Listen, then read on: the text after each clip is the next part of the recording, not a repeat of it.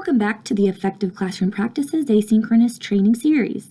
This session will focus on Module 8, Activity Sequencing and Choice, and has been adapted by the co-developed hybrid training by the State Support Team Region 6 and 10. Activity sequencing and choice is a strategy that connects instruction to engagement. Once you've clarified and taught the expectations, it's crucial to monitor students closely through activity sequencing and choice, and to provide feedback, both positively and corrective, on how their behavior aligns with the expectations. The outcome for Module 8 is that you will be able to understand how to use activity sequencing and choice as needed to maintain student engagement. Please take a couple of minutes to watch this video, which shows students telling teachers what they need in order to learn. If we listen to the students and hear what they have to say and work to address and respond to their academic and social needs, it's a win-win for both. Kids have different learning styles and needs, and we need to take this into account. When you're finished watching the video, take out a separate sheet of paper and write down one word or phrase that comes to mind after having watched the video. The other effective classroom strategies address increasing instructional time and student engagement. Motivation can be a barrier to engagement for some students. For students who can do the work but choose not to do it, activity sequencing and choice strategies may be helpful. Have you ever observed a student whose actions are similar to this student? Hands are on their head, they're feeling defeated, they're not motivated, they don't want to do the work. If you have, this module is for you. We're going to share some strategies that are easy to implement with the entire class or with a single student. Oftentimes, teachers choose what subjects occur at certain times in the day to ensure that students' attentiveness. Research shows that even within subject matter, there are a variety of ways to sequence content and to promote learning and appropriate behavior. Offering choice and activity sequence are preventative because they are implemented before the problem behavior occurs.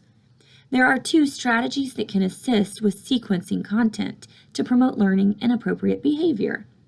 Those are task interspersal and behavior momentum have demonstrated increased student willingness to do the task or support task engagement. So let's look at these. Let's first look a little deeper into the strategy called task interspersal. Students, just like adults, are more likely to engage in an assignment if it doesn't require significant effort. Students can become frustrated when faced with work that's perceived as difficult or that requires a slow pace, more thought, and more effort. This is particularly true of new learning or learning that is in the acquisition stage where error rates are often high. A simple strategy of just scattering or interspersing tasks that have already been mastered within the assignment can promote greater confidence and motivation to both begin and finish the activity. Easier tasks or items that are interspersed and compiled readily are reinforcing for students, and they encourage sustained work and task completion. So the simplest way to put this is to mix easier tasks among more difficult tasks. A similar strategy that relates to sequencing is using the momentum of easier tasks or requests to build energy or momentum to comply with the following requests of a greater or more challenging assignment. In essence, it is a behavioral strategy that entails many requests that are easy for a child to make before moving to a challenging or difficult task. So the way it looks is you may say, "Tom, I need you to pass out the papers for math." And once Tom passes the papers out, you say, "Oh, thanks, Tom, that was really helpful." Then you say, "Oh, now I need you to hand out the calculators, please." And once Tom hands out the calculators, you say, "Thanks so much, I really appreciate your help today." And finally, you end it with, "Tom, now I would like you to please complete the first 5 math problems on your paper." Once he's in that momentum of complying, Tom will be more likely to go ahead and comply with your request. An analysis of over 6,800 middle schools yielded disappointing results in the area of motivation and engagement. Only 10% of assignments in English language arts, science, and social studies offered students authentic choice in content, process, or product. Choice in math assignments were even lower, with only 3% giving students this opportunity. When given choice by teachers, students perceive classroom activities as more important. Choice in the classroom has also been linked to increased student effort, task performance, and subsequent learning. Providing choice can be used when redirects or retelling haven't worked. So you as the teacher can make decisions on what they'll learn and let the students know different ways that they can show that they've learned it. It could be a statement of two alternatives, such as, Mackenzie, please get on task and begin your work, or you can finish this task later today during our special activity. Also, when options are paired in this way, students will often make the preferred choice. Pausing after providing the choice will let the student think about and choose wisely. Choice can address location, order of completion of the work, the type of tool that the student will use to complete the work, or a variety of activities, such as you're welcome to work at your desk, at a table, or on the floor. But providing choice on the order of task completion or the choice of a different task might look like something such as, you may write in pen or pencil, or you're welcome to type with a computer if you would like. When given choice by teachers, students perceive classroom activities as more important. At this time, please watch the video titled 10 Ways to Empower Students with Choice.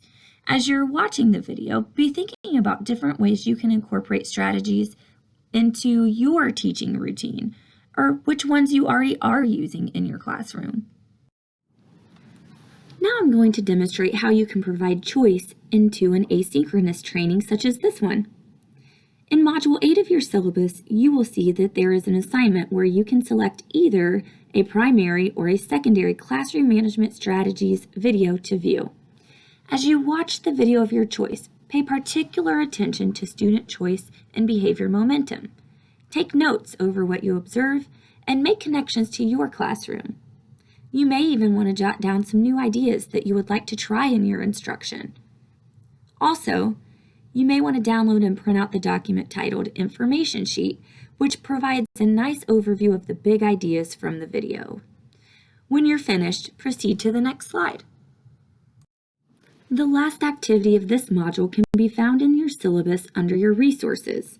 Please download and print the document Missouri Schoolwide PBIS Teacher Tools Activity Sequencing and Choice. The first page, you will see examples of activity sequencing and choice, as well as a self-assessment. Take about 10 minutes to read the first page and to complete the self-assessment based on your classroom instructional practices.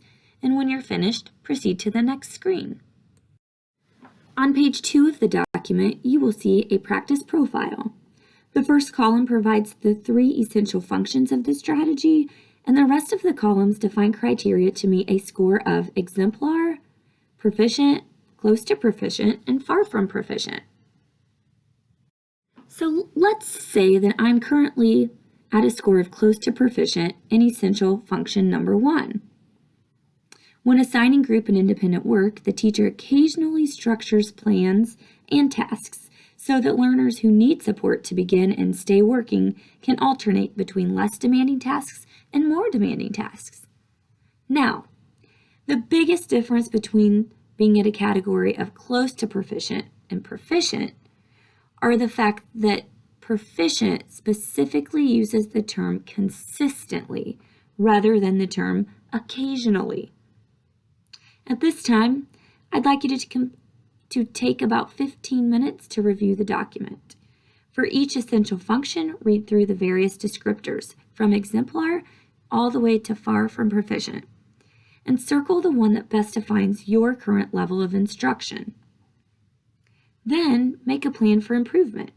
If you're currently at close to proficient in the first essential function, what steps will you take to improve to the next level of proficient? Go ahead and score your current level of implementation and develop a plan for each category of improvement. Be thinking about the 3 questions on the slide. What are your current levels of implementation of each essential function? How will you advance to the next category of improvement? And how will you know when or if you've met your goals? This activity should take you approximately 30 minutes to complete. When you're finished, proceed to the next slide. If you have any questions, please contact Tiffany Fluga at the State Support Team, Region 6.